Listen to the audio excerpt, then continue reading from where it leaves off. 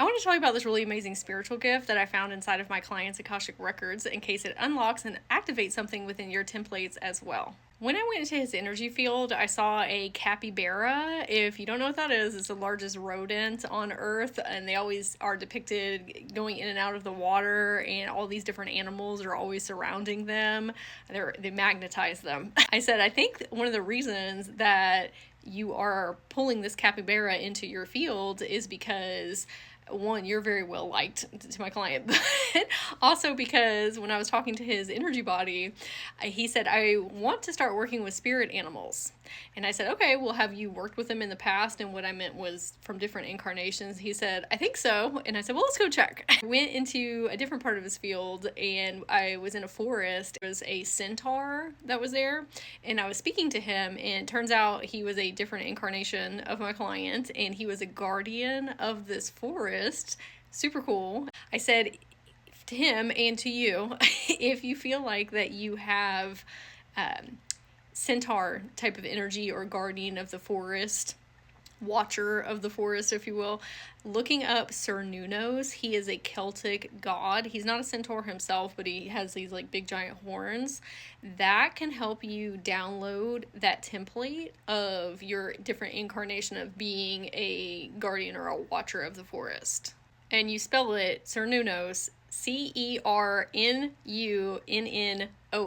The centaur was saying that woodland creatures would be the best to start with because that's what he did in the different incarnations. So deer, rabbit, squirrels, chipmunks. He was saying that you could go on YouTube and find different guided meditations to do with these animal spirits, or simply go on Google and type them in, squirrel, spirit, animal, and read about them and build this Rolodex of animals, and you're going to be able to glean a lot of guidance and wisdom and insight and healing from the consciousness of that animal. The centaur said that he needed to go through a shamanic invocation, and that's basically where you go within yourself to figure out if you were a shaman or have studied with them in different times and space, so you can bring that forward in this incarnation. So I journeyed into the lower world. In shamanism, you have the middle world, that's where us humans live. You have the upper world, and that's where etheric cosmic beings like angels are. Then you have the lower world, and that's where your ancestors reside. So I went down there and I was speaking to them. I saw this ice drop, and his energy body was holding it, and he was looking through it, and I said, can I look through it too? And he said yes. And when I did, I saw tons of ice fractals.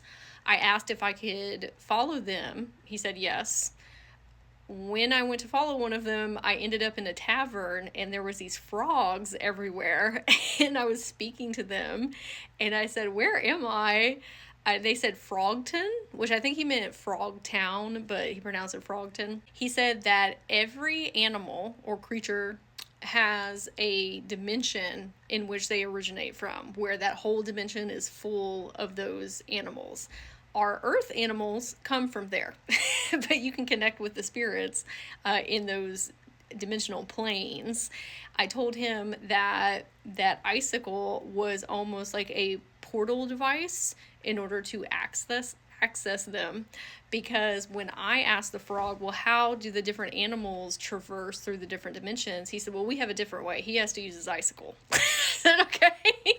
And I said, where is this icicle from? And when I went to go and speak with his ancestors again, they said that all the shamans who are from the specific tribe in which he is have one of those icicle ice drop portal devices, if you will. I'm calling it a device, but it's not a device. But what was really fascinating was I thought that he had Native American shamanic lineages, but I was like, that doesn't seem quite right, and it's because he's actually Inuit shaman.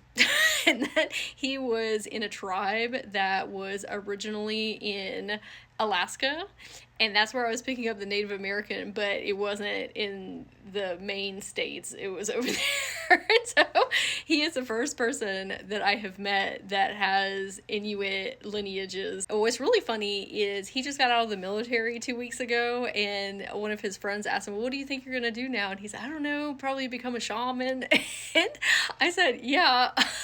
Sometimes those things start downloading in before we meet on a session, and it's confirmation from your higher self that you're headed down the right path, because he had done an ayahuasca ceremony, and that's where he got kind of that intuitive nudge of, hey, this might be something that we could do too. I was explaining to him, if this is you too, that when I wanted to get into shamanism, I had some hesitations about that because I didn't have anybody to go train under, and that didn't feel quite right for me to call myself that if I wasn't getting the proper tutelage. My higher self and my guides kept on reiterating to me, persons who have never been part of a shamanic tribe or shamanic lineage and are learning for the first time in this incarnation definitely need to go get trained by somebody.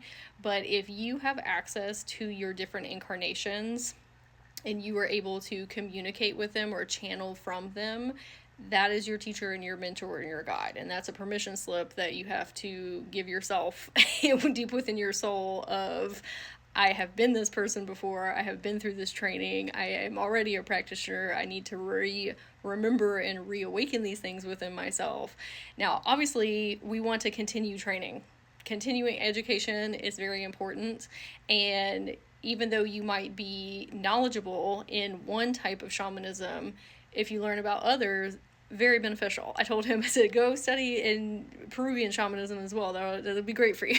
But the permission slip that you need is, I am going to reawaken these things within myself and learn from my ancestors who were originally from that tribe. And when we were talking about that icicle, the ice drop, our brain does really well with stories and narratives and symbolism. That was a way that he could see these different timelines and dimensions with the animals of them to access them more easily. And I wanted to share that today in case that is something that you have been seeking, a doorway, a portal, if you will.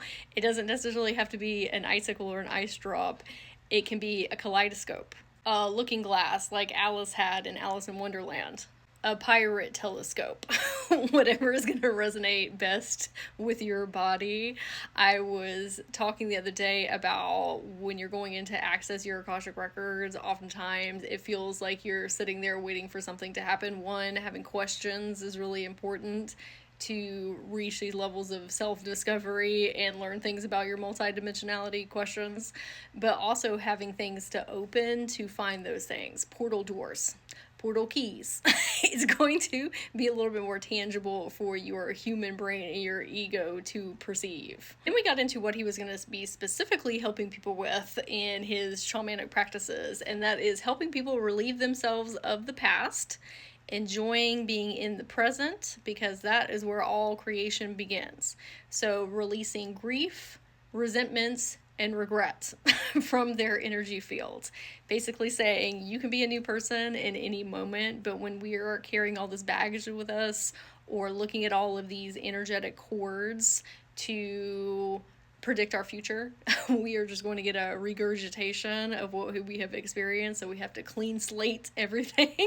And you do that through inner child healing or working with younger versions of yourself in your 20s or 30s or your 40s and helping them realize that they are in the new reality and they can step into this new life at any moment, at any time, but we need to release all this over here. And so I would love to hear in the comments if this resonated with you, if it unlocked and activated something, and I hope you have a super magical day.